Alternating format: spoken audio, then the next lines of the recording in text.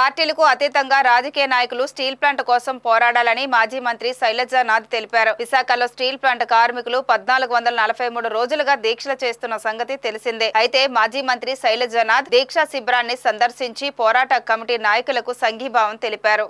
ఈ నేపథ్యంలో శైలజానాథ్ మాట్లాడుతూ 39,000 కోట్లు అప్పు ఉంటే 11,440 కోట్లు కేంద్రం ఇస్తే అప్పులు ఎలా తీరుస్తారని ప్రశ్నించారు. స్టీల్ ప్లాంట్ లేకపోతే విశాఖ అభివృద్ధి కుంటుపడుతుందని అన్నారు. ఉన్న పరిశ్రమను కాపాడకుండా దావోస్ వెళ్లి పరిశ్రమలు మా రాష్ట్రంలో పెట్టండని ప్రభుత్వం అడగటం హాస్యాస్పదంగా ఉందన్నారు. స్టీల్ ప్లాంట్ మనుగడ సాగాలంటే అన్ని పార్టీలు కలిసికట్టుగా కృషి చేయాలని తెలిపారు. కేంద్రం స్టీల్ ప్లాంట్ ను సెయిల్లో విలీనం చేయాలని డిమాండ్ చేశారు. నిజంగా బాధేస్తుంది. నేను ఎవరిని నిందించడంలే, ముఖ్యంగా ఉత్తరాంధ్ర ప్రాంతంలో ఉన్న అన్ని పార్టీల రాజకీయ నాయకుల్ని కోరుతా ఉన్నా. ఏదో ఒక కబురు వస్తేనే దాన్ని మేమే చేశామని చెప్పుకునే ఒక కార్యక్రమాన్ని మానేసి ఇప్పటికైనా పార్టీలకు అతీతంగా రాష్ట్ర కేంద్ర ప్రభుత్వాలపైన ఒత్తిడి తీసుకొని రావాల్సిన అవసరం ఉంది. బహుశా చాలా మంది మాట్లాడుతూ 11,440 కోట్ల రూపాయలు ఇచ్చారు అని మాట్లాడుతూ ఉన్నారు. నాకైతే ఆ ప్రకటన వచ్చినప్పుడు భయం వేసింది. దాదాపు 30,000 కోట్ల రూపాయలు అప్పే ఉంటే వీళ్ళిచ్చే 11,000 కోట్ల రూపాయలు దేనికి పనికొస్తాయి?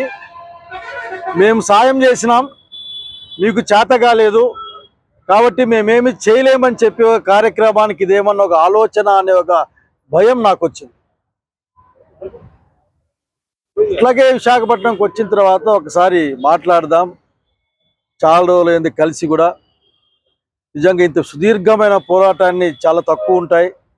మొక్కవోని ధైర్యంతో అత్యంత శక్తివంతమైన శత్రువుతో పోరాడుతూ నేను ఒక్కటే అడుగుతా ఉన్నాను, ఈ ప్రాంతంలో ఉన్న ఎమ్మెల్యేలు, ఎంపీలు, అన్ని రాజకీయ పార్టీ నాయకులు పార్టీలకేమి పాలిటిక్స్ మాట్లాడడంలే. మాకు కూడా ప్రేమ ఉంది, ఇందులో మా విశ్వాసం ఉంది, ఈ ఫ్యాక్టరీలో మా నమ్మకం కూడా ఉంది. ఇది మా నమ్మకానికి, విశ్వాసానికి, ఆత్మగౌరవానికి దెబ్బొచ్చే సమస్య కాబట్టి ఇంత కూడా బాధపడుతుంది. ఎక్కడ అనంతపురం, ఎక్కడ విశాఖపట్నం?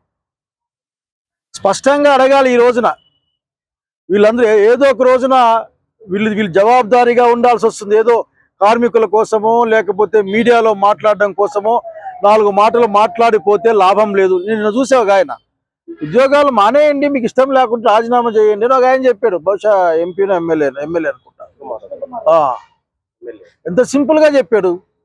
నేను రాజీనామాలు చేయమని కోరు, రాజీనామా చేసినాక మీరేం పనికి వస్తారు? మీరు ఎమ్మెల్యేలుగా, ఎంపీలుగా ఉంటేనే ఏమైనా మాట్లాడతారు, మాట్లాడండి. మమ్మల్ని రాజీనామా చేయమని చెప్పడం చాలా ఈజీ. నిజంగా మీకు అంత దమ్ము తాహతుంటే ఈ 30,000 కోట్ల అప్పుని మీరే తీసుకొని మాఫీ చేయించండి. అట్లాగే ఇది పనిచేయడం కోసం, ఎందుకంటే మీరు గమనిస్తాను, నేను దావోస్ చాలా మంది పోయి వచ్చారు. 10,000 ఉద్యోగాలు వస్తాయి, 40,000 ఉద్యోగాలు వస్తాయి అని ఎక్కని గడపలేదు, దిగని గడపలేదు. ప్రతి ఒక్కరికి చేతులు కలపడము, కాఫీ తాగడమే. ఏమొస్తాయో ఏం రాదో తెలియదు. ఆల్రెడీ వచ్చిన ఫ్యాక్టరీ ఇక్కడ ఉంది. 20,000 ఎకరాలకు పైగా విస్తరించిన ఒక ఇండస్ట్రియల్ సామ్రాజ్యం ఇది.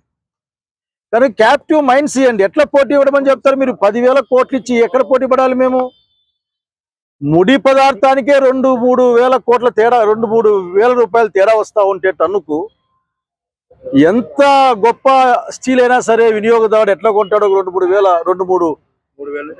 వేల రూపాయలు ఎక్కువ పెట్టి ఎట్లా కొంటాడు? ఇది కామన్ సెన్స్ కి సంబంధించింది కదా. కనుక ఈ ప్రాంత నాయకుల్ని కోరుతా ఉన్నా నేను, మీ ప్రభుత్వాలతో, మీ పార్టీలతో మాట్లాడి తక్షణం ఈ ఫ్యాక్టరీకి క్యాప్టివ్ మైన్స్, అప్పట్లో ఇందిరాగాంధీ కాలంలో క్యాప్టివ్ మైన్స్ ఇచ్చున్నారు.